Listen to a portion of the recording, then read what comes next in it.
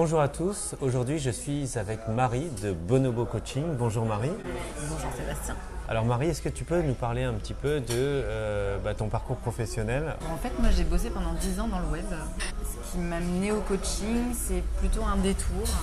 Ma dernière expérience professionnelle, en fait, on m'a mis entre les mains un bouquin de Julia Cameron qui s'appelle Libérer votre créativité en français et qui est un programme pour se défaire de ces blocages créatifs. Ça m'a reconnecté à ma créativité, à des envies que j'avais d'écrire, etc. J'ai réalisé à ce moment-là à quel point j'avais rien à faire dans le boulot salarié dans lequel j'étais. J'étais persuadée qu'il fallait que je me rende dans une petite boîte qui était celle du CDI, qui était celle du poste salarié, je réponds à une offre d'emploi, je fais mon CV et j'essaie de faire croire aux recruteurs que je suis la bonne personne alors qu'en vrai j'ai rien à faire là. Donc tu t'es mis en tant qu'indépendante dans le domaine du web. Exactement. D'accord. Je me suis servi de mon expérience dans le web pour avoir la liberté de créer ma boîte. Donc c'est comme ça que j'ai réussi à trouver la forme qui était la bonne pour moi, qui était l'indépendance. Je me suis lancée en faisant des formations en communication multimédia. En fait, comment t'es passée au coaching? As-tu été formée? C'était quelque chose finalement vers quoi j'allais spontanément et naturellement, au sens où j'ai découvert le coaching parce que mes amis se sont mis à m'appeler coach Marie. Donc on m'a mis cette étiquette parce que c'était effectivement quelque chose que je faisais spontanément en société.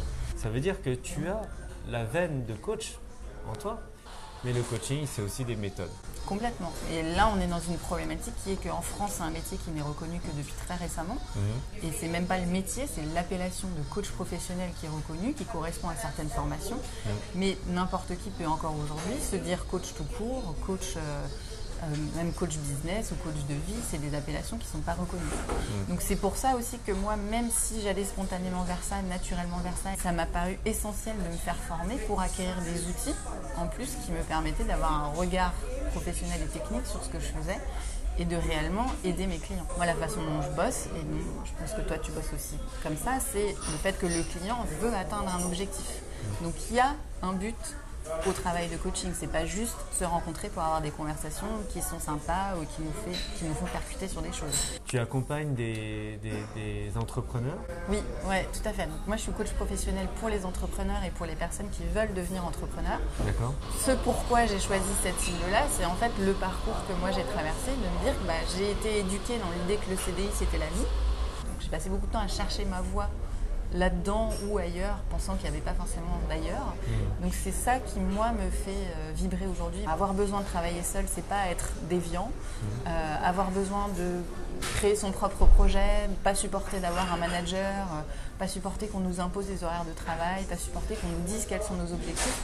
C'est pas une tare, c'est quelque chose de normal aussi. Il faut tout pour faire un monde. Ta clientèle type, c'est les gens qui sont en reconversion ou est-ce que c'est pour de l'entrepreneuriat évidemment, mais c'est des gens en reconversion, c'est des gens qui sont des étudiants fraîchement diplômés qui se disent moi le monde de l'entreprise c'est pas pour moi.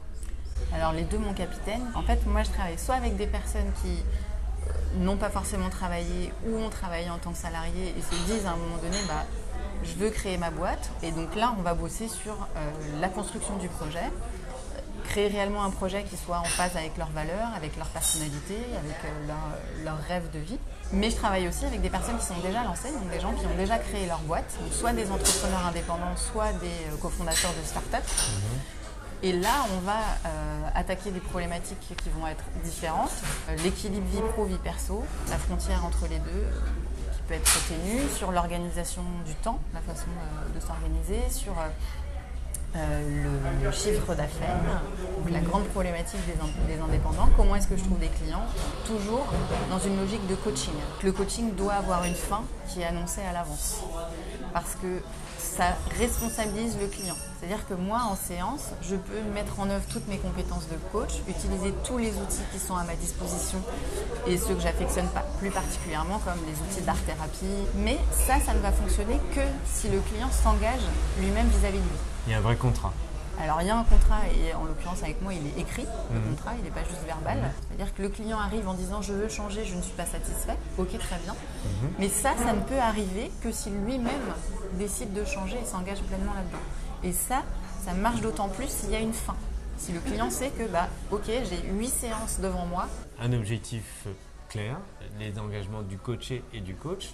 Complètement, c'est un véritable contrat, une implication des deux parties. Et des dates cibles. Complètement, ouais. Bien identifiées. Marie vous a expliqué en fait sa démarche. Je vous invite en tout cas à venir découvrir Marie, si vous ne la connaissez pas déjà, à la Free Coaching Day. Donc fin septembre, nous allons diffuser tout ça et communiquer là-dessus. Pour les gens qui hésitent encore à être coachés aujourd'hui, venez tester. On peut en parler pendant 3 heures, clairement, mais ça ne sera que des mots. C'est un métier qui n'est pas encore très répandu en France. On est quand même dans un environnement où n'importe qui peut aujourd'hui se dire coach. Donc le mieux, c'est vraiment de l'expérimenter pour se rendre compte de ce à quoi ça correspond réellement, pour tester le coach qu'on envisage, parce que parfois ça marche, parfois ça marche pas. Ça, c'est vraiment important de le savoir, et c'est pas forcément un problème. Et pour expérimenter réellement, concrètement, ce que ça peut nous apporter, et voilà, parce que c'est vraiment un outil génial qui peut aider à la transformation de façon très radicale. Venez tester. Il y a autant de coachs que de coachés. Cette journée, c'est vraiment l'opportunité pour vous de découvrir le coaching et le coach qui vous convient. Je te remercie beaucoup.